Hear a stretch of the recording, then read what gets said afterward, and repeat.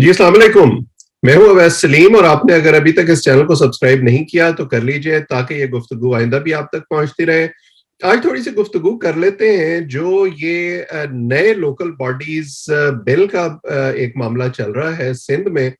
Sindh assembly ने ये local government ordinance पास किया था 2013 में और अब उसमें उन्होंने कुछ अमेंडमेंट्स पास की हैं जिन पर इस वक्त एक झगड़ा पड़ा हुआ है और जो अपोजिशन जमाते हैं सिंध में वो सफा रहा है पीपल्स पार्टी के खिलाफ। आपने देख लिया होगा कि कल जो एहतजाज किया एमक्यूएम ने, उस एहतजाज का क्या हशर हुआ। उन पर टीयर गैस चलाई गई, उन पर लाठी चार्ज किया गया, खासा तशद्दुद किया गया जो बड़ा अफसोसनाक है, खास तौर पर एक ऐसी जमात की तरफ से जो कि जमहूरियत को प्रमोट करने की दावेदार है। और खुद एक लॉन्ग मार्च जो है 27 फरवरी को वो अनाउंस कर रखा है इस्लामाबाद की तरफ पीपल्स पार्टी ने। तो अगर फेडरल गवर्नमेंट पीटीआई की जो है वो भी उनके खिलाफ इसी तरह का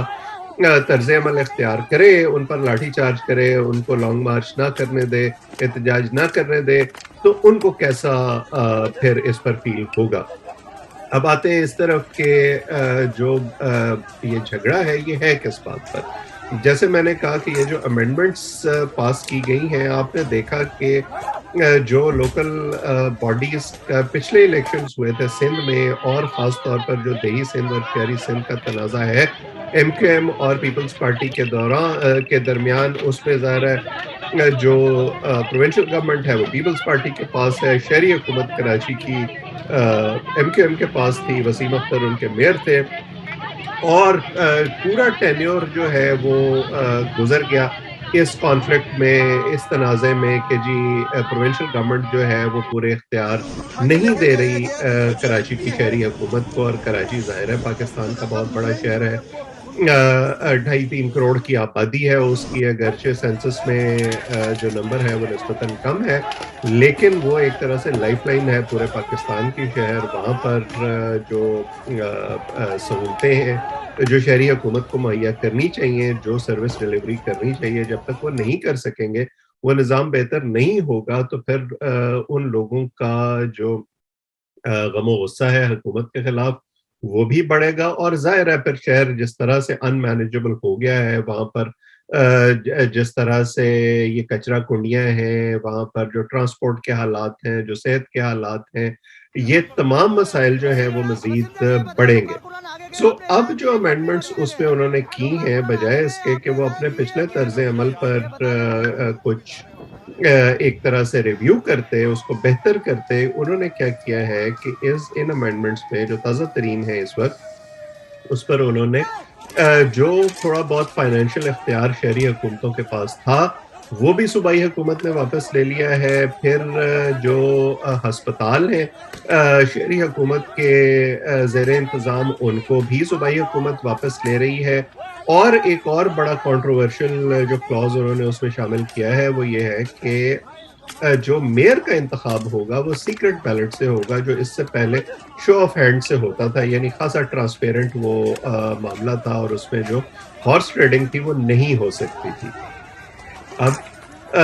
इस पर ज़ाहिर है कि जो अपोजिशन जमातें हैं वो मोतरज़ हैं। पिछले तकरीबन 1 महीने से जब से ये मामला चल रहा है, जमात इस्लामी ने धरना दिया हुआ है, उन्होंने एक पिटीशन भी की हुई है सिंध हाई कोर्ट में और सिंध हाई कोर्ट ने अभी हाल ही में जवाब मांगा है सिंध हुकूमत से।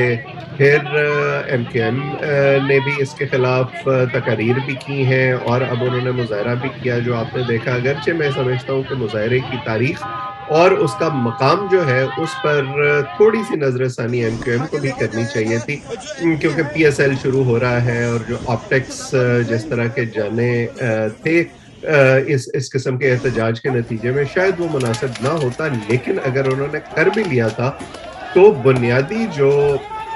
एक रिस्पॉन्सिबिलिटी थी वो सिंध हुकूमत की थी, लॉ एंड ऑर्डर की, और इस मामले को मैनेज करने की। उन्हें इस मामले को अफ़ाम तफ़हीम से हैंडल करना चाहिए था बनिस्बत उस तर्ज अमल के जो उन्होंने इख्तियार किया, जिसको किसी तरह से भी महज़ब और जमहूरी नहीं करार दिया जा सकता।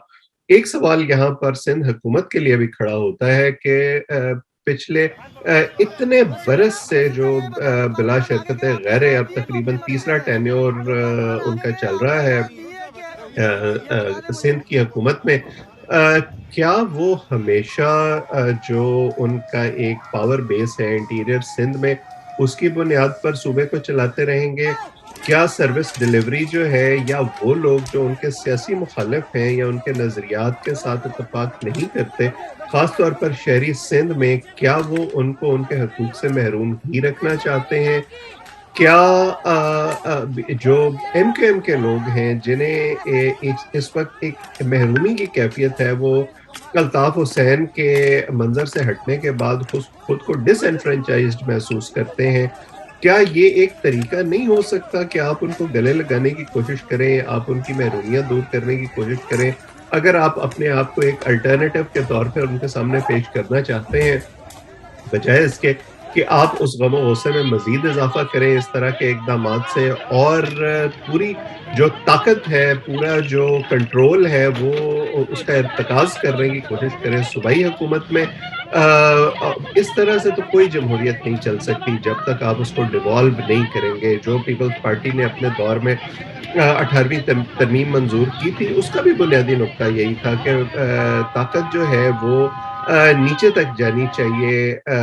जो सूबे हैं इंतज़ामी यूनिट्स के तौर पे उन्हें अपने फैसले खुद करने चाहिए, अपनी फाइनेंशियल इंडिपेंडेंस उनके पास होनी चाहिए, तो फिर आप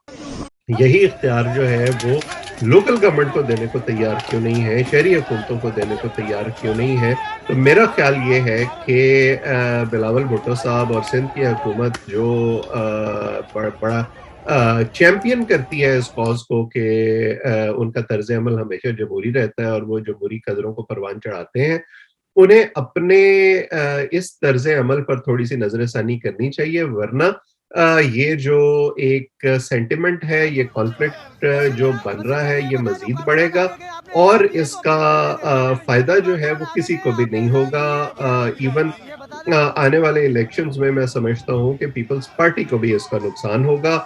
आज इतना ही, आप सबसे आइंदा भी गुफ्तगू जारी रहेगी। आप इस चैनल को सब्सक्राइब कर लें। आप सबका बहुत-बहुत शुक्रिया।